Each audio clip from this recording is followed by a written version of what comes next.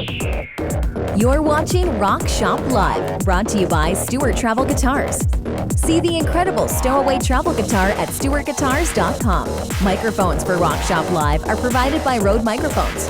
Now, for Music Gear Network, here's your host, guitarist Eric Broadbent.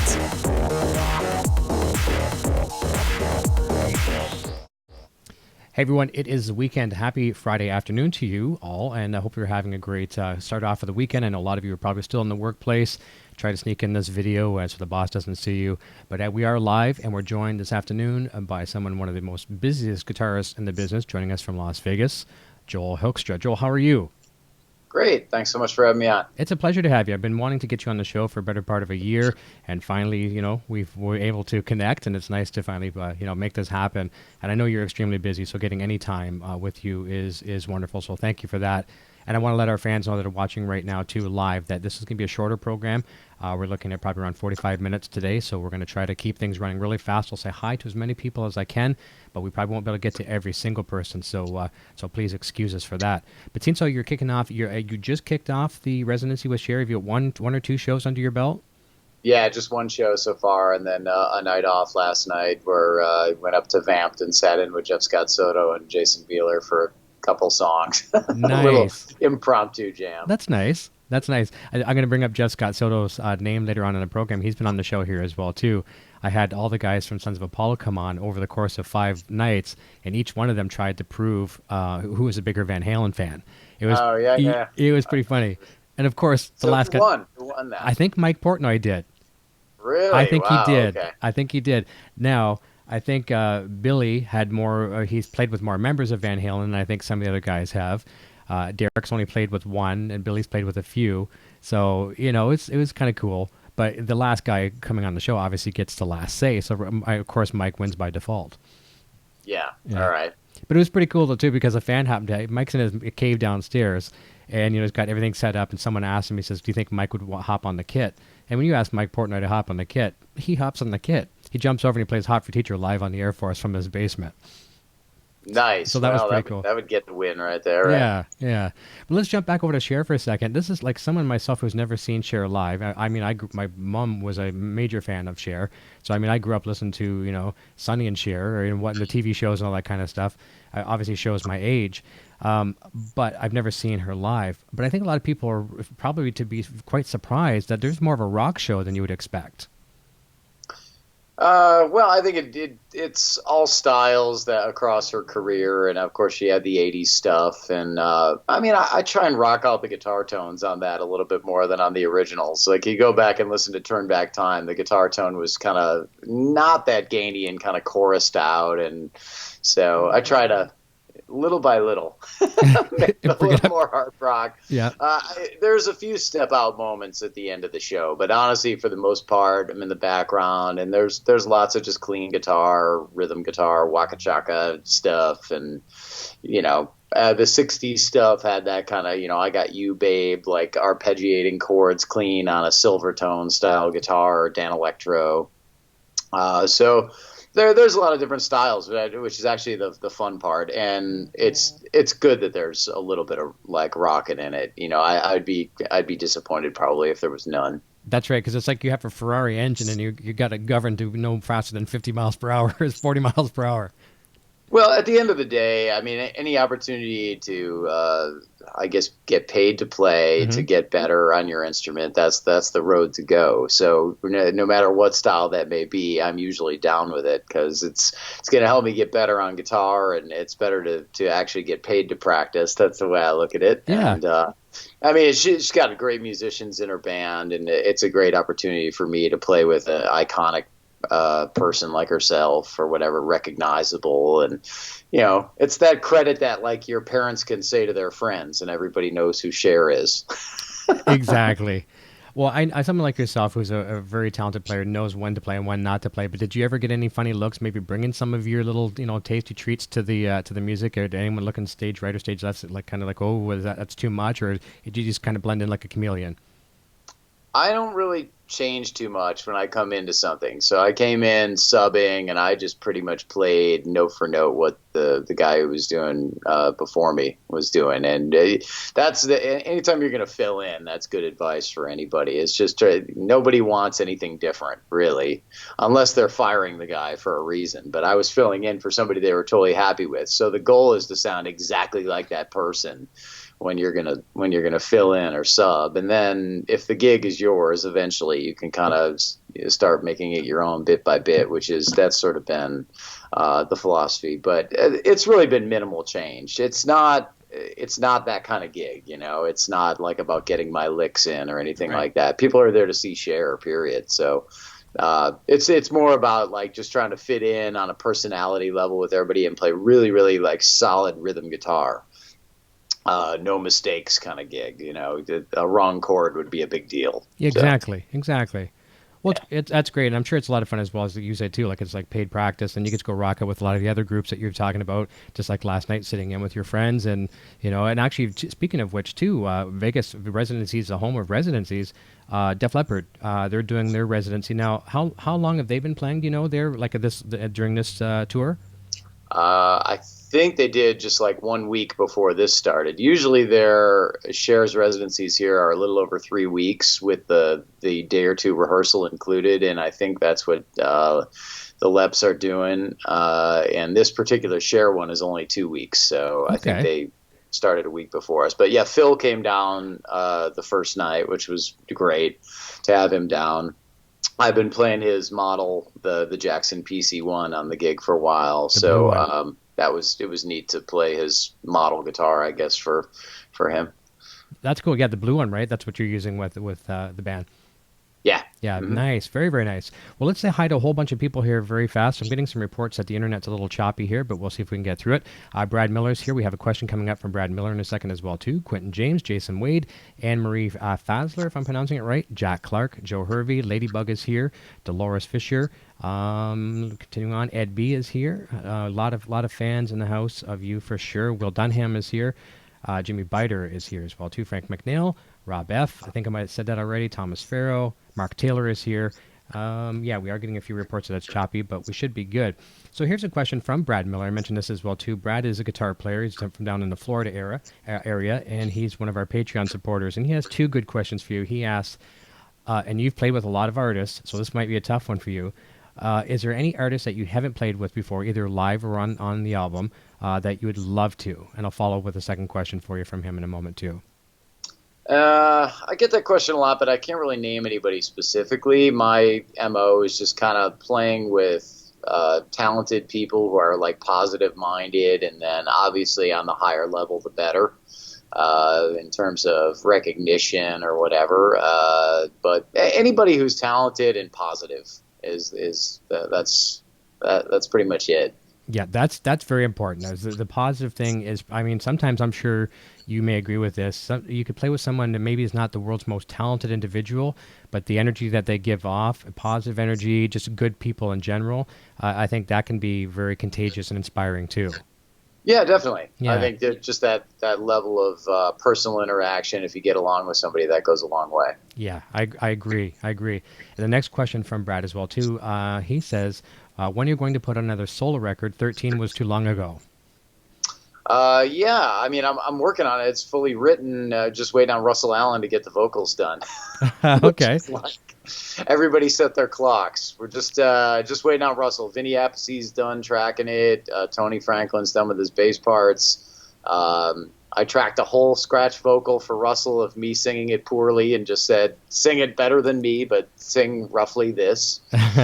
So all the lyrics are written, songs are written, just waiting on Russ. And from there, I'll do my real guitars and hopefully get Derek on keyboards on there again and have Soto contribute on some sort of level. Not sure exactly what this time, but, I'm just shooting for the same guys. Nice. I really, really love Jeff as a singer. I was watching some of your stuff today with him, and watching some of his solo stuff with you and stuff like that as well too. It's just nice to see you work together. But he just owns everything he puts his voice to. Just absolutely beautiful.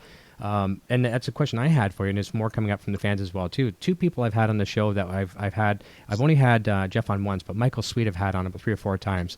and he come on recently, did a nice long talk about, you know, how he feels he could produce the next great Van Halen record. But I really admire both those guys. They're two of my favorite singers in the business. Michael's just happens to be a phenomenal guitar player too. But any things you could share with us as takeaways of working with both those gentlemen in several cases, or sometimes several times? Anything about the business you learned from them, or just inspiring things you took away from them, talking about positive people? Yeah, I mean, I was just going to say, well, those are you're citing two guys that fit the bill of that description I gave you of people I like to work with, because they're both just really like positive dudes and very talented guys. I don't know if I have any stories in particular. I mean, Michael's new solo record 10 is out, and I have 2 songs on there that I co-wrote with him and played on as well. So everybody can check that out soon. That's coming out on Rat Pack Records here very soon. And with Jeff, like I said, hopefully he'll contribute to my record, but I'll see him at the TSO rehearsals coming up in October. So he tours with TSO West and I tour with TSO East, so we technically don't tour on that together, but we see each other for like 2 weeks in the rehearsal process every day. So it's you do find ways to connect with the people in the alternate band as well on that. But I don't know, I can't really come up with anything specific to tell you offhand, but love both those dudes. They're both great guys and fit that description. I didn't even realize until today, believe it or not, until almost minutes before showtime, that there was a TSO West and East. And I mean, it makes total sense when you look at the tour dates. I mean, you're playing in 2 different cities at the same night in a lot of cases. And after you do, obviously, this residency, I know you pick up again, we'll talk about it, a bit of the Whitesnake tour overseas, and then TSO again. So, I mean, just bang, bang, bang. And I was very happy to find out that you were part of the West, because you're hitting a venue near us. You're hitting Toronto on the 30th of December. So I'm going to come check that out as well, too. You mean the East? Yeah. I'm in the East Band, yeah. So, yeah, Toronto. I think we're playing Scotiabank again at the end this year, right? I think December 30th is Scotiabank. I'm pretty sure. Yeah, I mean, being a part of the TSO thing is amazing. Like you said, I have the Cher residency here. I'm home for like 10 days after that. Then it's Whitesnake in South America. Then Cher is letting me come in for when I'm available in Europe, which is fantastic. So I'll go straight to Europe and play 7 shows with her there, Europe and UK. And then from there I go straight to TSO rehearsals and do that tour. So it's going to be quite a finish to the year. How much downtime do you find yourself getting throughout the year? I mean, you probably want to be as busy as you are, but it doesn't sound like you have much time to yourself. I mean, it's not that bad, really. I mean, out here, the residency is easy. There's only 3 shows a week. So I've got 4 days off a week out here with no travel. So it's, I mean, people say that stuff all the time, but I think they're just used to musicians not having work. Yeah, true. Like, wow, you mean you're actually gigging and like working? Because it's not that hard. I mean, compare it to like people who are actually putting in 10-hour days, 5-6 days a week, or 12-hour days on their jobs. I mean, come on. Can I really complain? I'm getting to live my dream and be able to play guitar and see the world. And so it's, I mean, can't complain, man. That's true. Well, I guess, yeah, three times a week you get to hang out with some of your buddies as well, too, do some fill-in gigs with them and stuff like that. I know another person I've had recently on the show, Nilly Bro, she's been on, and she talked about doing, the Cirque, Michael Jackson type tour or whatever, and I think she was doing like 3 shows a day. And, yeah, it's hard work. The Cirque thing is hard work. Yeah, and costumes, heavy costumes, that kind of stuff. So I mean, you got to be physically, even for yourself, the touring that you're doing. I mean, I know you do a lot. I've seen a lot of social media stuff where you're shooting some hoops and playing some basketball and things like that. Is there any little regimes that you go through to maybe diet as well too to stay fit on the road? Yeah, I do great with exercise. I mean, I exercise at least 6 days a week. And sometimes 7, but then the diet thing is always a challenge. Yeah. I'm just like anybody else. I don't have a whole lot of vices left. I don't really drink anymore and don't really do drugs. So I mean, it's kind of like, all right, yeah, that piece of cake looks really good. Okay, sure, absolutely. But like I said, I love to work out and exercise and try to hold it together as best I can for my age and all that stuff, and try to remain healthy. That's definitely plays a big role in trying to have some longevity with what I'm doing. And I will say the TSO tour that's a challenge. That's like it's like the Cirque thing, maybe harder because you do city to city every day. So when you do 8 shows a week with that, and the shows are about 2.5 hours long, on a double show day with TSO would look like, you wake up on the bus in whatever city you're in, get showered, work out, obviously the workout before the shower, hopefully, unless you really want to be smelly. But sound check, 2.5 hour show, quick break, 2.5 hour show, quick meet and greet for like radio people and press people, and then you do the signing line for the arena. And then by the time you're on the bus, it's like close to midnight, like 11:30 at night, something like that. So it's those are long days, and then you'll do 3 of those double show days in a row. So by the time you get to the Sunday night show, it's like, oh yeah, this is hard. This is hard work. Yeah. So that's the one moment where I'd say, I work hard, but the rest of the time, like Whitesnake in South America will be fairly easy too. That's when you tour Australia or South America and the gear needs to get around by truck. There's a lot of days off because the cities are really spread out. Yep. So for your own gear to make it there, I mean, we're obviously going to take planes or whatever, but it takes a while for the gear to get there. So you usually have 2 days off leading into a show day. That's kind of nice. Yeah, and you're doing, I think I wrote the dates down, but I think around 8 dates overseas. Does that sound about right? I think South America is 9, and then I'm doing 7 with Cher in the Europe, UK. Okay. So 16 by the time I hit the TSO, and I haven't looked at how many we're doing with TSO, but it's probably something like 60. It's usually right about high 50s or 60. It's crazy. Yeah, I saw that for sure. I saw that on your website, or actually on your Facebook. But that is very cool. I mean, obviously, it's a great nod of respect from Cher just to say, yep, okay, no problem. You're going to be over here. We'll pick you up here, stuff like that. So obviously, there's a lot of admiration for you as a player, and obviously what you contribute to the band. That's pretty cool. She's been amazing about that. I mean, that's really the way I've maintained juggling the 3 gigs that people know me for at this point. Obviously Whitesnake and TSO and Cher, it's like it can't always all fit together. So right. It's like, how's that going to work out? So she's been amazing in that regard, and hopefully that can continue, and I can thankfully I got my friend Ben Morrow who fills in for me when I can't make it, and he's been doing a great job, and so everybody's happy with the scenario, and hopefully it keeps rolling. That's good. Well, we're fingers crossed on that one. We have a question from Anne-Marie Fassler. She's saying, and maybe you'll remember this, so hopefully you do. What's the first song that you ever wrote? Do you remember that? First song that I ever wrote was a really, really terrible riff that I still remember how to play, like from when I was a kid. And then my first band, I was 15, I think, when we wrote our first kind of like, this is one that's going to get played in front of people. And that was terrible too. It was like the main riff kind of sounded like the verse in Crazy Train a little bit, that kind of A major. It was terrible. It was a terrible song. It was called Back to a Heart, Find Your Way Back, not Find Your Way Back. That would have been Jefferson Starship. But I think Back to a Heart or something like that was the name of it. Awful. But you remember it. That's good. It must have been something about it. Of course. I have a recording of it. I think eventually I'm probably going to upload even all the embarrassing early stuff. I just got my hands on all the cassettes and stuff like that of early day. I just need to get it in the digital domain and share with people so they can know just exactly how terrible I was when I was 15. I'll share a funny story with you that you'll appreciate. I'm glad that you mentioned it. I just reached down and grabbed it. This is a cassette. Obviously, what a cassette. A lot of people watching the show have never seen one of these devices before.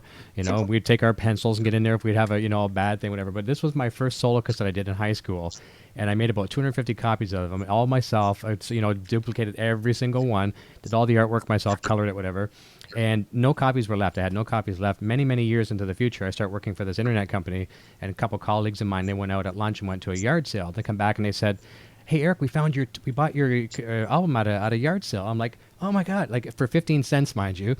And I go to put it on, and someone recorded over it. Oh, bummer. Talk about an ego crusher. Like you're thinking, oh man, this is the greatest thing. I got my only recording back, and I was doing into the Steve Vai stuff and everything at that age. Just everything that was bizarre, all the shrapnel stuff, and someone recorded over. I forget what's even on it, but it certainly isn't me. I did a lot of stuff on 4-track when I was, 19, 20 years old. And some of that stuff I don't have like bounces of. Mm-hmm. So I actually just got, I bought one of those 4-tracks online not too long ago on eBay, and I'm just kind of waiting for the time where it's like, all right, I've got a lot of time off, I can do this, just to be able to go back, put the master cassette in the 4-track and try and get a bounce of it so it can exist. That's very cool. Yeah, I'm hoping to make it work, or at least to, maybe get each track into Pro Tools or something like that and try and get a little mix master of it. But yeah, it'd be nice to have that stuff archived, whatever, just for sure, because who knows, for when I'm long gone, that people can listen to and go, God, he was terrible. Well, it is nice. Obviously, all these pieces that you've written, as musicians in general have written, they all meant something to us at some point, and to let them just die away in a tape in a box somewhere in the corner just really isn't fair to the song. Now, there might only be a handful of ones that you might think are really good, or even maybe one, but the thing is, I think they all deserve that light of day, and it's very cool that you're kind of taking the steps to preserve that, and fans will love it too. Yeah. I think in the end, it's people understand that it's all just part of the growing process, and it's actually cool for younger kids to hear where you were at when you were young as well. Now, for aside from the 4-track, getting these old 4-tracks so you can remaster some of the stuff, or at least get some bounces from it, do you do anything on the road? Like if some guys will just bring out their iPhone or their phone and record a riff or something, or do you have any little mobile rigs you like to take around in case inspiration hits you and you don't want to lose that? I got a mobile rig. It depends on how I'm packing for the runs. You know, like if I'm only taking my carry-on bag, then usually the little mobile recording thing stays at home. But yeah, I have a little just direct device and then a very small interface, so I can use Pro Tools on the road if I've got work to do. This particular one, I didn't do it just because I'm only here 2 weeks and I don't really have any like pending sessions or anything like that. So just leaving that one at home this time. Yep, and there's always a way. I mean, even if you didn't have anything, there's always you got a phone kicking around or something. If there's something really hits you and you think you got to record it, there's always a way. That's always on voice memo on my iPhone. Yeah, if something hits me, a lot of times I'll write a song while I'm walking. I'll just be like walking around in whatever city I'm in, and I'll have a chorus come into my head, and there's lots of voice memos of me singing into my phone in various cities around the world. People think you're either talking on speakerphone or whatever, but while you're recording a new song. Have you ever gone to bed at night with like a really cool guitar riff in your head and forgot it in the morning? Yeah, there's been times like I'm sure you've had it as well, where you dream a song that you've written a song. Yeah. And you kind of know it like right when you wake up, and then it just kind of vanishes on you. Like, man, it happens in the middle of the night. I'll wake up and I'll be writing a song or playing a song in my dream. Yeah. And it's really cool.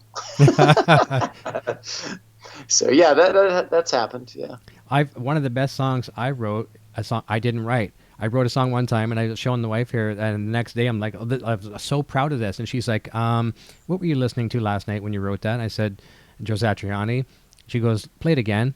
And it was like, I don't know why I didn't think it was Joe Satriani. It was Joe Satriani verbatim. Like, this is the rhythm structure. I was like, oh, man. And I really liked it, and it wasn't mine. So I was like, throw that away. So you got to, and actually, you mentioned Derek Schrinning earlier. This is a thing you may know about him. Maybe not a lot of people know about him. When he goes into writing, he shuts himself down. He doesn't want anything coming in from either side, audio-wise, because we were bouncing some ideas back and forth at one time before he come on the show, and then he went into the shutdown mode. He doesn't want to hear anything from anybody, and he really gets into that mindset. Are you like that, or do you like to bring in all forms of musical surroundings? Well, I mean, I usually just kind of go step by step on stuff, unless I'm writing for like a designated thing. Like, with Michael Sweet, he was like, yeah, write me 2 songs, and he kind of gave me producer notes. Like, he just wanted riffs, not melodies and stuff. So, or any lyrics. So he gave me like, imagine mashing up these 3 songs, and then it's very easy for me to do. Like, so designated writing sometimes, or Other times I'm just out and about, and like I said, I think it'll happen from me like wandering into a store and hearing a little bit of something that I've never heard before, which is cool because then I can't directly rip it off. Right. And I'll leave and I'll kind of have an idea spawn from that, if that makes sense. I'll come up with a melody based on what I just kind of heard for a minute. But obviously I won't know the song well enough to really rip it off, and it just kind of sparks, I guess, an idea or whatever. So that's happened to me a lot. I find like, a chorus is usually what comes into my head first. I'll just tend to walk around writing a chorus, and then it's easy to build a song out from there, I find. Yeah, that's the most popular part in most cases, obviously the hook. I had a really interesting story shared to me one time, sometimes where artists were, they want to have the next, like so-and-so song. And a guitar player I'm sure you're familiar with, and I admire him greatly, George Pahone Jr., Cairo Knife Fight, and obviously Black Eyed Peas and a bunch of other groups as well too. And he was on the show, and when working with Black Eyed Peas, I guess it was Will.i.am went to White Stripes, a Jack White, whatever, and Seven Nation Army. When that song come on, he heard that, he goes, "I want you to write something like that," and that's where what's the song called? Let's Get It Started, whatever. That's their take on that song. So that's kind of a weird twist. Okay. Yeah. So you want that feel, you want that party, you want that, that just kind of the chanting, all that kind of stuff. So sometimes people will go after that without, they didn't copy it, but I mean, they wanted that feel, right? So it's kind of cool to hear that. Yeah, I find I usually don't write that way. I usually don't take let me try and write this type of song, but I find a lot of the people that I've worked with do. So it works. Yeah, whatever works for the individual. I usually just like if it's the Joel Hoekstra's 13 stuff, that's just like whatever my idea is, and I try to I like albums that have a lot of diversity on them. Like my favorite Zeppelin album is Houses of the Holy. I always reference, has all those different styles on there, where it's not just like every song kind of sounds the same. And somewhere along the line, it became the norm to have 11 or 12 tracks that all sound identical, and I just certainly stand that. It's like, come on, man. I like personally the all over the map, as people say. Yeah. Even Frontiers told me about Dying to Live. They said, well, that one was all over the map stylistically, and I was like, yeah, that's how I like it, man. I can't help it. I mean, I'm a musician, I don't want to play the same sounding song over and over. Yeah. Well, you made a great choice on the Zeppelin record, and normally my show, the Friday shows used to be called EVH and Gear TV. It was 100% focused on Van Halen, and I mean, when I bleed red, white, and black stripes. So it's not like we're going away from Van Halen content here, but just for fun, this was a question I'd bring up a lot of times. Name your favorite Van Halen record.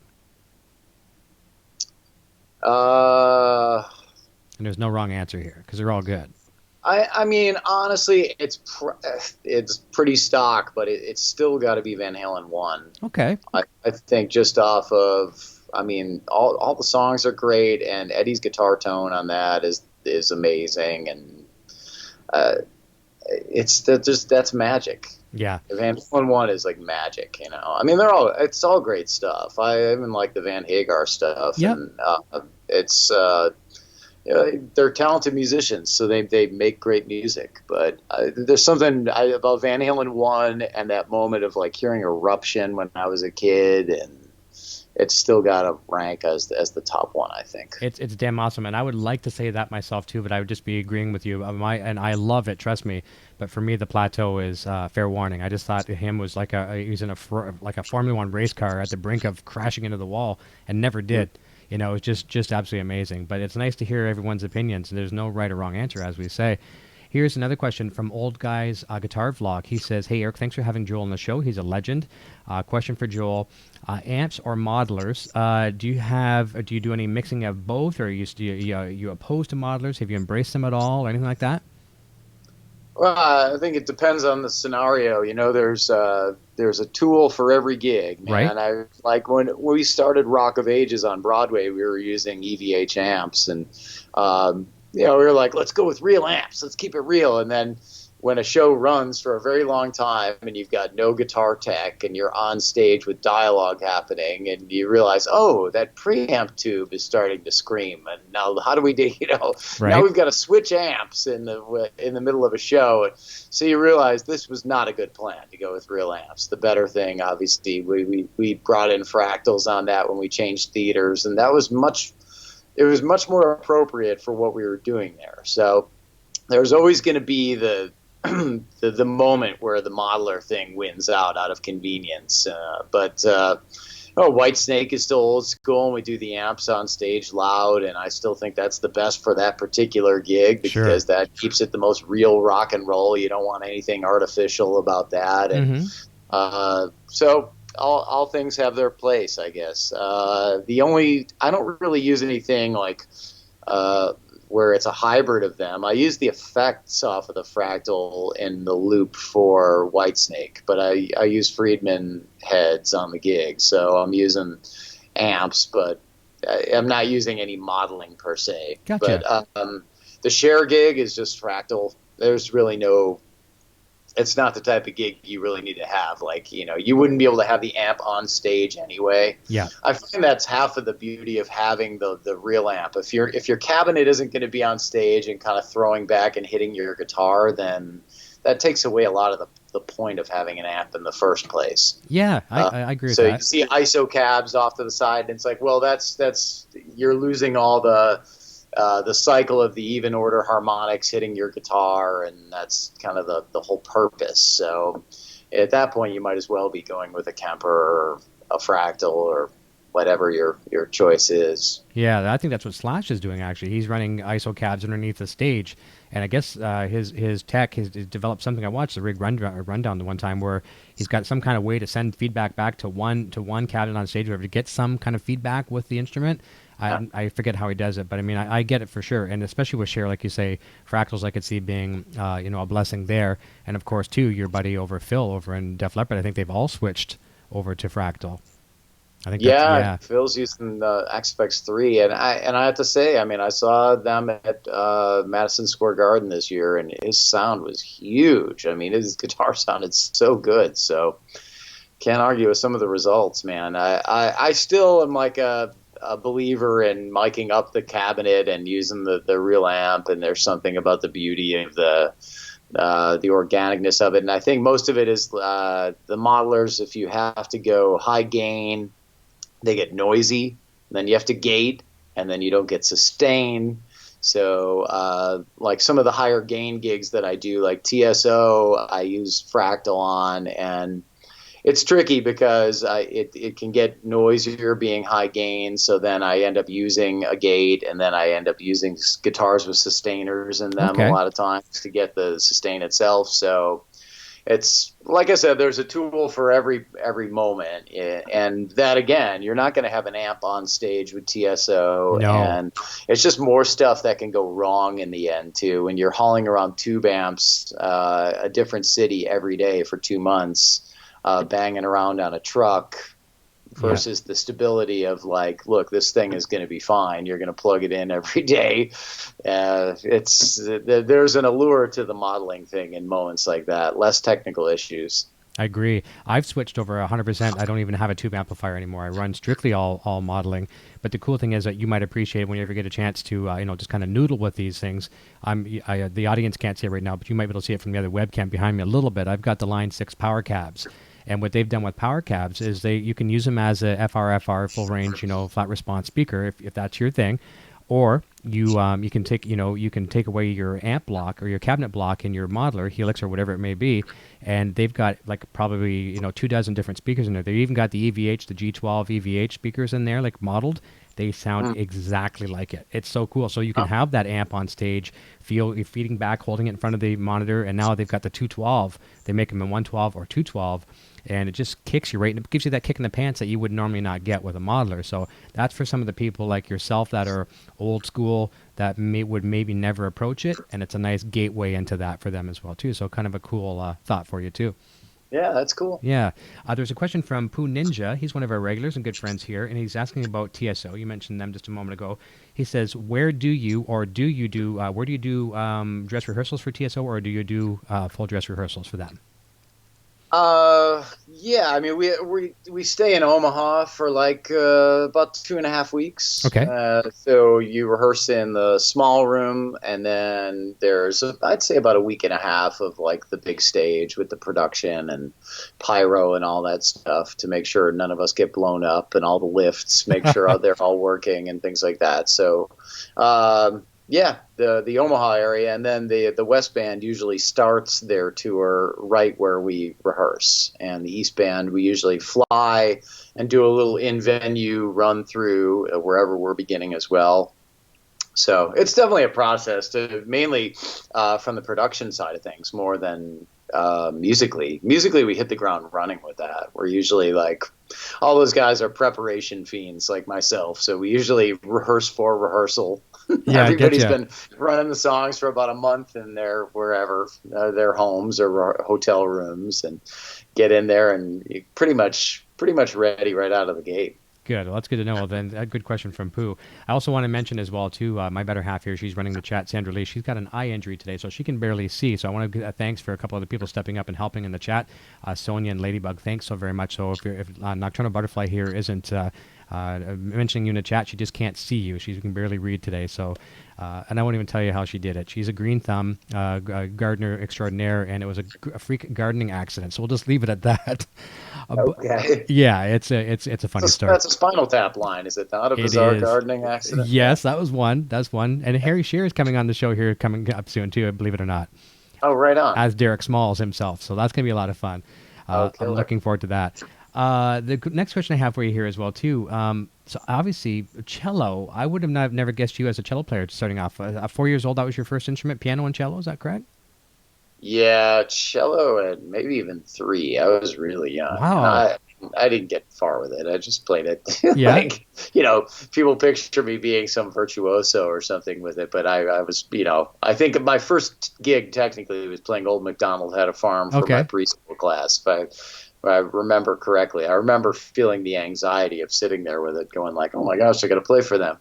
And piano, I think I started at 7, and I didn't really take to that either. I had an older sister who was already good on piano, so that makes it really frustrating when you have that sibling rivalry and you're getting your ass kicked every day. So it wasn't for me. Yeah. And then I heard AC/DC, and I was like, oh, I want a guitar. I want to be like Angus Young. I thought he was the coolest dude on the planet. And I went to my parents saying I want a guitar, and I think they thought, oh, cool, the next Segovia or whatever. They're both classical musicians, so I think they were a little surprised when they found out what direction I was headed in. Interesting for sure. We just had a super chat sent to us from Umo. It says, thanks for having Joel on today. He's such a legend and inspiration. Well, you're very welcome. We're thrilled to have him as well, too, and thank you for the super chat. I saw the picture that you shared fairly far back on your fairways back on your Instagram, where you're playing the cello, and you said you were maybe going to bring back the green suit. It was like something like your parents, just like my parents, dressed me in some kind of horrible clothing, thinking you're going to look good for the photo. Probably back in the day it was acceptable. Yeah, I think It was a green corduroy suit. Yeah, pretty painful. Yeah. Our parents, I mean, my mom was very, very thrifty. That's why, when she passed away with a lot of money because she was so thrifty with her money. But she would always dress me and a generation that was gone 10 years ago. So I was always 10 years behind all my friends. It was so embarrassing. Looking back at school photos and, it's like I stand right out like Waldo, right? Well, right now I'm a good 35, 40 years behind everybody. There you go. Even musically speaking, I always joke with people that are like, what new bands are you into? And I'm like, and by new, you mean the 90s, right? Because that's pretty much when it all stopped for me. Yeah. And I was like, I haven't checked anything out since then, really. Well, that's like with guitar playing where I'm at right now. I'm stuck in the 80s. It was just I never came out of the 80s, and I think it's kind of a fun place to be in. There's a lot of good shred rock back in the 80s, and I mean, if you're stuck there, it's not a bad place to be. But here's a good question from Jensen Bell. Says, Eric, can you ask Joel what his main axe is and what his practice routine consists of? Obviously, but do I dare say a Les Paul is your main? And what is? Yeah. It's always been my 57 reissue gold top Les Paul. That's been my main one, but that has been living with Cher's gear because I use it in the show. So I found myself really over the last couple years doing all my hotel room practicing and practicing at home on I have a black custom and a white custom, and then I have a white studio, all Les Pauls. It's always a Les Paul, though. Those are really my main practice guitars at the moment. Mm-hmm. The one I have with me here in the hotel room is a white custom. Nice. And, so that's the one that's getting all the hours on it, really. The Cher gig, I think I'm playing like 5-6 guitars, and that gold top is only seeing action for about 3 songs, I think, in the show. Wow. So even though technically that's always been my number one, it's not getting as much action as it used to. Yeah. Now, do you find, like, obviously being a shredder and obviously having like some of the super strats like the Jackson PC1 or some of the other guitars you've had over the years, do you miss the Floyd on them at all? Like when you go to a Les Paul, do you just forget about it and you just gravitate towards that?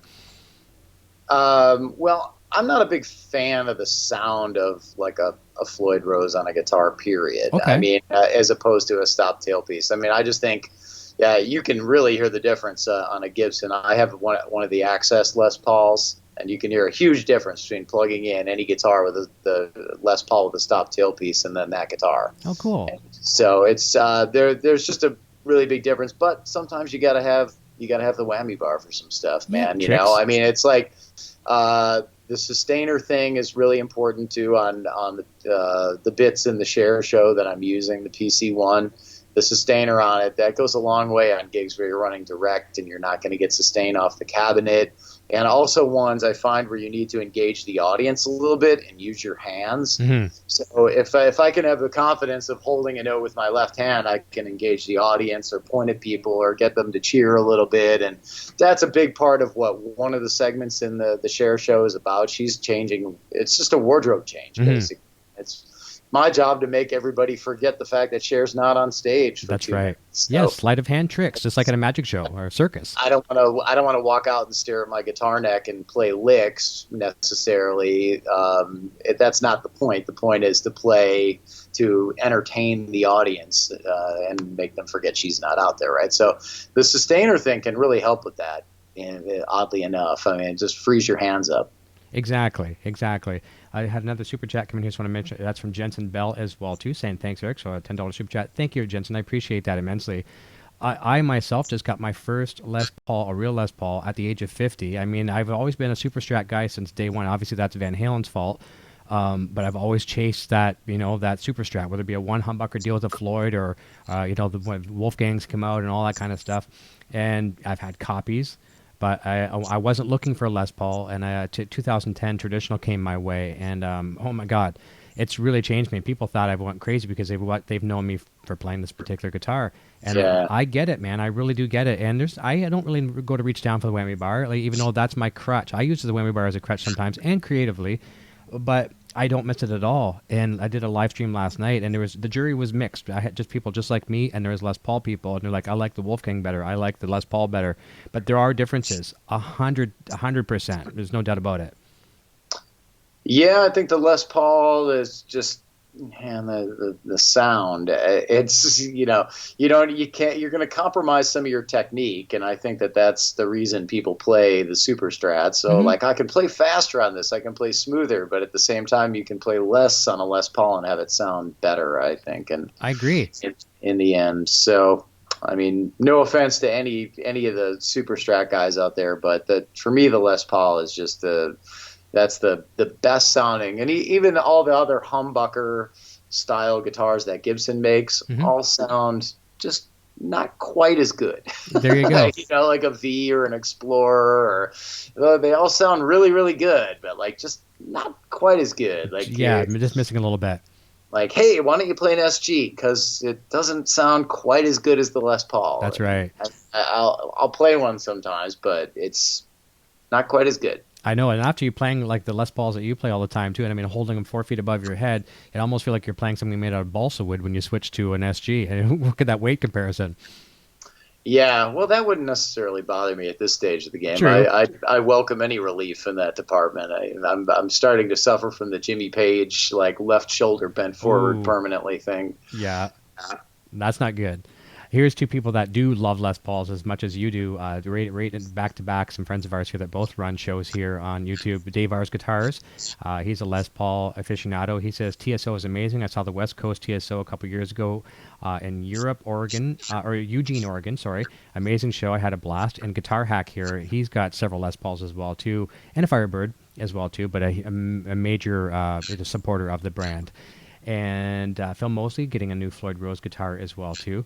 Listen, we're at about 3:45 here, so I want to let you jump here as soon as you need to get going on to your next event. But I just want to at this time as well too. Thank you so much for taking some time with us, geeking out on some guitar with us, and it's been something I wanted to do for a long time. So we just want to recap a little bit. You've got obviously your residency with Cher till the end of August. A few more shows. Over to Europe with both Cher and Whitesnake, and then back to TSO, and that's going to take you up to right to the new year. Is that correct? Whitesnake is South America. South America, yes. The Cher residency in Vegas, right. Whitesnake in South America, Cher for a bit in Europe, UK. There's basically 7 shows that if people look at the schedule for that, it's Hamburg all the way through. It's either Manchester or Birmingham that I'm wrapping in the UK, and then the TSO tour. Perfect. Now, I know a lot of rock acts are doing in January, like kicking off the new year. They do a lot of those, Monsters of Rock type cruises, stuff like that. Are you doing anything like that? Are you going to be doing NAMM again this winter? I'm not sure. I really don't know my schedule.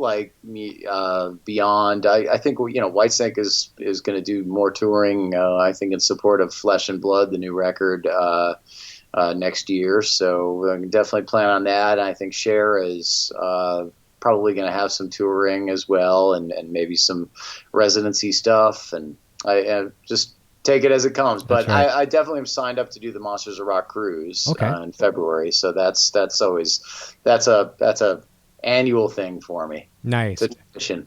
Yeah, that's pretty cool too. You can connect with the fans. I know obviously you're out at sea for a little bit, but if that's a comfort zone for people, I could never do it because I get motion sick very, very easily. But a cool way to connect with artists and a fun experience as well too.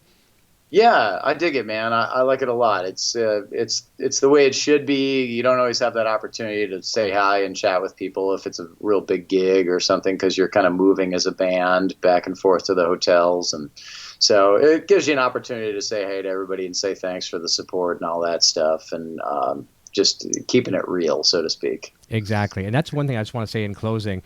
You're really good when it comes to working with the fans through social media. You and David Coverdale both, just speaking of Whitesnake in general, but I see you active on all your platforms, and I see the way that fans talk about you, so they really, really appreciate it. And I know that's not an easy thing to always do. Like, you've only got so many hours of free time a day, but you're always engaging, and I think that's, you need to be commended on that. It's awesome that you do that for the fans. Oh, well, thanks, man. I mean, it's really, again, it's not that hard, is it? I mean, it's amazing that more people don't do it to me, do that and show that level of respect to people that are being supportive of them. Because at the end of the day, I don't think our work hours are that difficult with rock and roll. Mm-hmm. It's not. There's nothing that brutal about it. And it's hand delivered to us with our smartphones these days. So that's right. It's not like you have to sit in one place to do that. So yeah, thanks, man. But again, I don't think that's anything I deserve any credit for. I think that's just common courtesy. Yeah, that's appreciated for sure. And it's some people they never expect to even get like a hey, thanks for coming out to the show, from someone like yourself, right? So it's very, very cool, and it goes a long way, as you said. So. Oh, thanks, man. Awesome. Well, I appreciate that. No problem. I guess. Listen, I'm going to say goodbye to you off the air. Don't take off. We'll let you get out of here so you can get off to the next thing. So I do want to thank everyone for joining in, and I apologize. Today was a fast show, but we are just blessed to have Joel on the show, and maybe we'll extend an invitation next year when you have some downtime again. We can talk about everything that's been in the past and how that's gone for you. Maybe we'll be talking about that new record at that point. That'd be great. Yeah, that'd be awesome. Thank you. For sure. Okay, I'll say goodbye to you off there. Don't take off. Everyone, thanks so much.